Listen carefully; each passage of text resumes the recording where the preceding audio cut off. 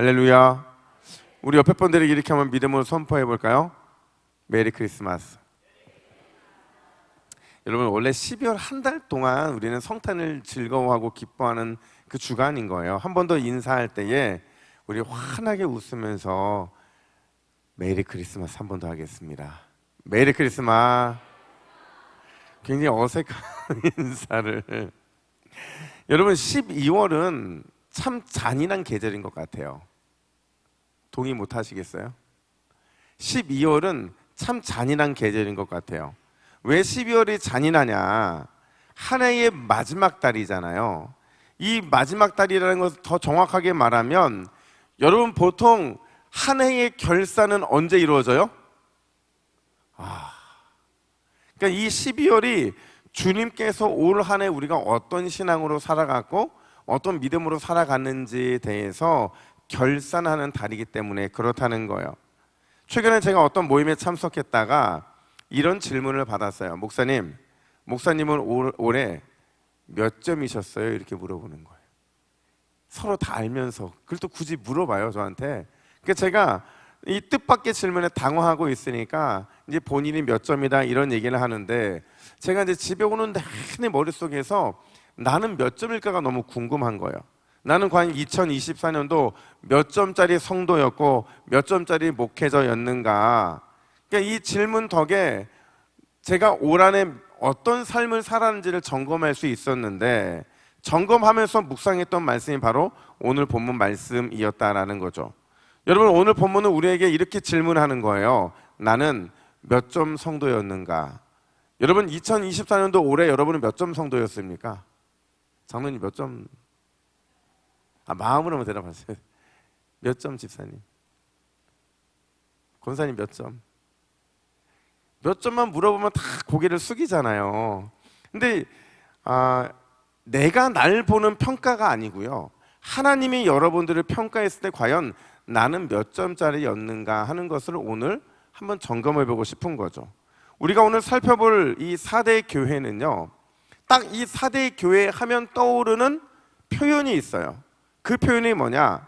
1절 하반절 말씀을 우리 같이 한번 읽어볼까요? 1절 하반절 함께 읽습니다. 시작. 내가 살았다 하는 이름은 가졌으나 죽은 자로다. 자, 여러분, 내가 살았다는 이름을 가졌대요. 그러니까 너는 살았다는 이름을 가졌는데 알고 보니까 죽은 자라는 거죠. 이걸 사자성어로 뭐라고 하는 줄 아세요? 유명무실. 이름만 그럴듯하고 실속이 없다. 바로 그런 뜻이죠. 여러분, 도대체 왜 사대교회는 이런 평가를 받는 것일까? 무엇이 사대교회로 하여금 살았다는 이름을 가졌지만 실제로는 죽은 것과 같은 유명무실한 교회라는 평가를 받게 만든 걸까? 오늘 그 이유를 생각해 보면서 과연 내 안에 사대교회 같은 모습은 있지 않은지 한번 생각해 봤으면 좋겠어요. 첫 번째로 한번 따라 할까요? 외부의 자극이 축복입니다. 다시요. 외부의 자극이 축복입니다. 자, 여러분, 2000년 기독교 역사에서 그리스도인들이 제일 싫어하는 말이 있어요. 근데 뜯어놓고 보면 이 말이 맞는 말인데, 누구도 부인하지 못하는 진리인데 근데 싫어요. 그 말이 뭔지 아세요? No cross, no crown. 십자가 없이는, 고난 없이는 그 어떤 왕관도, 그 어떤 영광도 없다라는 것을 우리는 너무 싫어하죠. 사실 그렇잖아요. 여러분, 오늘 제가 여러분들의 삶에 고난이 있기를 간절히 축복합니다 하면 몇 명이 아멘 하나 보세요? 여러분의 인생에 고난이 있으시기를 주님의 이름으로 축복합니다. 거 봐요. 여러분의 인생에 하나님의 넘치는 축복이 있기를 축원합니다. 이거 봐봐요. 그러니까 우리는 이 고난과 역경과 고통 아무도 좋아하지 않습니다. 그런데 성경은 고난이 축복이고 역경과 고통이 은혜다 늘 이렇게 말하거든요. 근데 실제로 그래요. 우리가 경험해 보면요, 여러분, 고난 없이 얻어지는 게 있을까요? 없어요. 역경과 고통 없이, 시험 없이 이루어지는 것은 거의 아무것도 없더라고요. 실제로 고난을 통해 오는 축복이 진짜 축복이고 역경과 고통을 통해 오는 은혜가 진짜 은혜이고 복이라는 거예요. 그 관점에서 우리가 사대교회를 보면, 자, 질문. 여러분, 사대교회가요, 다른 교회는 다 있어요. 요한계시록에 보면 다른 교회들은 다 있는데 유일하게 사대교회에 없는 게 있어요. 그게 뭔지 아세요? 그게 바로 외부의 자극이었어요. 그러니까 여러분, 다른 교회들은요, 다 다양한 외부의 자극이 교회를 힘들게 했었어요. 에베소 교회를 보세요. 에베소 교회가요, 이단들의 엄청난 도전을 받았는데 이 이단들과의 영적인 전쟁을 하느라 에베소 교회가 놓쳤다고 책망받은 게 있었죠. 그게 뭐예요? 첫사랑이었잖아요. 하나님과의 첫사랑, 성도와 성도 간의 첫사랑을 잃어버리고 냉랭해져 있는 모습, 그게 바로 에베소 교회의 모습이었고 그걸 책망받은 거죠. 그러면 서머나 교회는요? 야, 여러분, 서머나 교회는요, 칭찬만 받은 교회잖아요. 근데 이 교회가 칭찬받았던 이유가 뭐냐면 정말 다양한 외부의 자극을 견뎌냈거든요. 궁핍한 삶을 이겨냈고요, 유대인들의 공격과 싸워 승리했고요, 믿음의 시련 속에서 끝까지 주님만 붙잡는 게 바로 서머나 교회의 모습이었죠. 나머지 교회들도 다 다르지 않다는 거예요. 근데 유일하게 아무런 외부의 자극이 없었던 교회, 어느 교회라고요? 오늘 본문 사대교회더라는 거예요. 역사에 보면요, 여러분, 사대교회가 한마디로 정의하면 아무것도 부족함 없던 교회. 어느 교회요? 사대교회. 아무것도 부족함 없는 교회가 바로 사대교회였던 거죠. 물질적으로도 너무 풍성했어요. 왜냐면요, 이 사대 지역에서 내려와서 강가에 가잖아요. 그러면 강에서 모래로 이렇게 발을 씻다 보면, 손을 씻다 보면 뭐가 잡힐까요? 금이 잡혀요. 금이. 사금으로 굉장히 유명했고 다양한 문명과 다양한 문화가 들어오면서 너무나도 물질적으로 풍족했어요. 그러다 보니까 여러분, 이곳에는요, 다른 걱정 근심이 없었어요. 영적인 생활도 너무나도 역동적이었고 모범적인 교회였는데, 여러분, 이 사대라는 지역에 1000명 이상이 모일 수 있는 예배당이 있었을까요? 없었을까요? 있었어요. 여러분, 그 당시에 고난과 핍박받는 시대였잖아요. 근데 1000명이나 모일 수 있는 어마어마한 교회당이 있었다는 것은 정말 특별한 거였죠. 다양한 교회 행사들이 있었어요. 활발한 예배와 수많은 헌신들이 있었어요. 겉으로 보면 아무런 문제 없어 보일 만큼 정말 좋은 교회, 건강한 교회, 성숙한 교회가 어느 교회였다고요? 사대 교회였다라는 거예요. 그런데 바로 그 완벽함, 그 대단해 보임이 사대 교회의 아킬레스건이 되고 말았다는 거죠. 왜냐하면 그 완벽함과 그 대단해 보임이 표면적으로는 살아있다는 이름, 유명의 근거가 되기는 했어요. 하지만 결국에는 죽은 이름, 무실, 아무 쓸데없는 바로 이런 평가를 받게 만드는 게 바로 이것 때문에 그렇다는 거죠. 심지어 주님이 뭐라고 말씀하시느냐? 2절 하반절 보세요. 2절 하반절 우리 함께 읽습니다. 시작. 내 하나님 앞에 내 행위에 온전한 것을 찾지 못하였노니. 자, 주님이 뭐라고 말씀하시냐면 내 하나님 앞에, 모든 것을 꿰뚫어 보시는 하나님 앞에 너의 행위에 온전한 것을 찾았다, 찾지 못했다? 찾지 못했다. 이걸 학점으로 따는 무슨 학점이에요? F 학점인 거죠. 하나님의 기준에 한참 미달됐다라는 거예요. 여러분, 분명히 사대교회는 모범적인 교회였어요. 뜨거운 예배를 드렸고 활발한 교회 생활이 있었고 넘치는 봉사와 헌신이 있었고 무엇 하나 모자란 것 없이 괜찮아 보이는 교회였는데, 그런 그들이 영적으로 F학점이래요. 하나님으로부터 기준 미달이라는 평가를 받았다는 거죠. 여러분, 이거는 정말 상상할 수 없는 결과였다라는 거예요. 질문. 여러분, 그렇다면 도대체 왜 사대교회는 이런 평가를 받을 수밖에 없었던 걸까? 그 이유가 뭐라고요? 이 교회는 뭐가 없었어요? 외부적인 자극이 없었기 때문인 거죠. 고난이 없다 보니까, 환난과 여건과 고통이 없다 보니까 심각한 영적인 죽음이 그들을 지배할 수밖에 없었던 거죠. 깰 수 있는 기회가 전혀 없었던 거예요. 그러다 보니까 이 정도면 괜찮지, 넌 지금 잘하고 있으니 걱정하지 마, 이렇게 자기 위로만 가득했고, 그들에게는 이 고난과 환난과 역경과 고통을 뚫고 나갈 만한 믿음의 어떤 동력도 없었던 거예요. 그러다 보니 영적으로 무뎌지게 되고 무감각해지고 무능해지고, 그래서 죽은 신앙을 하고 있는데도 깨닫지 못했던 게 사대 교회라는 모습을 오늘 본문은 말하고 있는 거예요. 그런 그들을 향해 우리 주님이 뭐라고 말씀하시느냐? 한번 따라합시다. 난 너의 행위를 안다.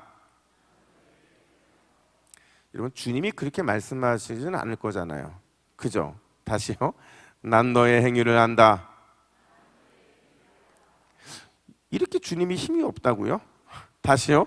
난 너의 행위를 안다. 넌 유명무실해.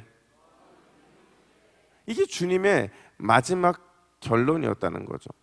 여러분, 앞서도 말씀드린 것처럼 저는 최근 올 한 해 동안 저와 우리 교회에 대해서 점수를 한번 매겨봤어요.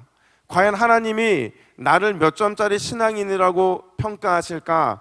과연 하나님이 우리 동부교회를 몇 점짜리 교회라고 평가하실까? 여러분, 몇 점짜리일 것 같아요? 여러분들은 몇 점짜리고 우리 교회는 과연 몇 점일까요? 근데 놀라운 게 뭔지 아세요? 제가 계산을 하다가 올해 제 삶과 우리 교회 안에 있던 다양한 문제들, 다양한 고난들, 다양한 어려움들이 떠올랐다는 거죠. 그러면서 그 문제와 고난과 어려움 속에서도 여기까지 오게 된 게 참 뭐였다고요? 은혜였다라는 거죠. 이 말을 바꿔 말하면 우리 교회 안에, 우리 교회에 하나님이 수많은 자극들을 주셨다는 거예요. 수많은 고난들을 주셨고, 수많은 어려움들을 주셨고, 수많은 문제들을 주신 거죠. 여러분의 삶도 마찬가지예요. 하나님께서 올 한 해 여러분들의 삶에 다양한 문제를 주셨고, 다양한 고난을 주셨고, 다양한 어려움들을 주셨는데, 여러분, 이게 은혜임을 믿으십니까? 이게 은혜임을 믿으십니까? 은혜예요. 그래서 내린 결론이 뭐냐면, 야, 이런 자극이 있어서, 이런 문제와 어려움이 있어서 우리 교회가, 내가 유명무실한 교회 성도가 되지 않았구나라는 생각이 들더라고요. 여러분, 우리가 다양한 문제와 다양한 고난들과 다양한 어려움으로 인하여 우리의 삶이 조금 힘들었다면 그건 하나님께서 우리를 유명유실하게 만드시기 위한 축복이라는 사실을 믿으시기를 간절히 축원합니다. 여러분, 인생 고난으로 올 한 해 힘드셨습니까? 힘들었어요? 반복된 인생의 문제로 괴로우셨어요? 다양한 인생 자극으로 인해 어려움을 당하셨어요? 기뻐하시기를 축원합니다. 여러분들은 우리 주님으로부터 절대 올 한 해 마지막 평가의 시간에 유명무실하다는 평가를 받지 않을 거예요. 오히려 유명유실하다는 평가를 받을 거라는 거죠. 여러분, 그렇다고 한다면 오늘 이 밤에 여러분 인생에 드려진 고난과 인생의 문제 주심에 감사해야 될 줄로 믿습니다. 감사해야 될 줄로 믿습니다. 왜냐면요, 우리 주님은요, 문제만 주시는 분이 아니기 때문에 그래요. 죄송해요. 문제만 주시는 분이 아니세요. 인생 고난만 주시는 분이 아니시라고요. 우리를 괴롭게 하시는 분이 아니라는 거예요. 우리 주님이 문제를 주셨으면 뭐도 함께 주실까요? 답도 함께 주세요. 인생의 고난을 주셨으면 뭐도 주실까요? 고난을 이길 해법도 함께 주시는 분이라는 거죠. 따라서 우리가 우리 주님 주시는 인생의 문제와 고난에 감사하면 반드시 답도 주시고 해답도 주시고 속히 모든 인생의 문제가 끝이 나게 될 줄로 믿습니다. 한 번 더 따라합시다. 고난이 영광입니다. 아니에요. 고난이 영광입니다. 문제가 축복입니다. 이 고백대로 이루어지게 될 줄로 믿습니다. 뿐만 아니라 두 번째로, 여러분, 하나님의 관심은 어디에 있느냐? 오늘 이 사대교회는 그걸 답해 주는데, 여러분, 하나님의 관심은, 따라합시다, 거룩한 소수. 거룩한 남은 자들, 거룩한 소수, 거기에 바로 하나님의 관심이 있더라는 거죠. 여러분, 오늘 본문에서 우리가 주목해야 되는 거는요, 하나님은 항상 남겨놓으신다는 거예요. 무엇을 남겨놓으실까요? 하나님이 쓰시기에 합당한 거룩한 소수, 거룩한 소수의 그루터기들을 우리 하나님은 남겨놓으신다는 거죠. 오늘 본문도 그렇다는 거예요. 여러분, 사대 교회가요, 주님으로부터 받은 평가는 너무나도 냉철했어요. 어떤 교회라고요? 유명 무실한 교회다. 이거 대단한 책망이거든요. 그래서 이제 이 교회는 주님께 책망받아서 완전히 실패한 것 같아 보였지만 그게 끝이 아니더라는 거예요. 왜 끝이 아니냐? 4절 말씀을 보세요. 우리 4절을 같이 읽습니다. 시작. 그러나 사대에 그 옷을 더럽히지 아니한 자 몇 명이 내게 있어 흰 옷을 입고 나와 함께 다니리니 그들은 합당한 자인 영고라. 아멘. 이걸요 여러분 메시지 성경이 뭐라고 번역을 하냐면 이렇게 선명하게 번역을 합니다. 우리 같이 읽습니다. 시작. 사대에는 여전히 예수를 따르는 이들 몇이 있다. 그들은 세상의 길을 따라 쓰레기 더미에서 뒹굴지 않은 사람들이다. 그들은 나와 더불어 행진하게 될 것이다. 그들은 그럴 자격이 있음을 증명해 보였다. 아멘. 여러분 이 말을 이렇게 좀 바꾸면 어떨까요? 우리 하나님은요 돈 많은 소수에 주목하지 않으세요. 하나님은 잘 나가는 소수에 주목하지도 않으시고 많이 배운 소수도 힘 있는 소수도 다 하나님의 관심 밖이에요. 하나님의 관심 안에는 뭐가 있느냐? 신앙인답게 사는 소수, 그리고 그 소수가 됨에도 신앙인으로서의 그 절제를 하며 살아갈 수 있는 사람, 그 사람에게 우리 하나님께서는 관심이 많으시고 그들을 통해 위대한 하나님의 일하기를 기뻐하신다라는 사실이죠. 믿으십니까? 여러분 생각해 보세요. 우리 하나님은요 신앙인답게 사는 한 사람, 하나님의 마음을 알아서 그분 뜻대로 살아가는 그 소수의 한 사람을 통해서 일하기를 기뻐하신다는 거죠. 그분을 통해, 그 일을 통해 우리 주님께서는 영광 받기를 기뻐하신다는 거예요. 그래서 여러분 바울이 고린도 교회를 향해 뭐라고 유명한 말을 했냐면 고린도전서 1장 27절부터 29절도 우리 같이 함께 읽습니다. 시작.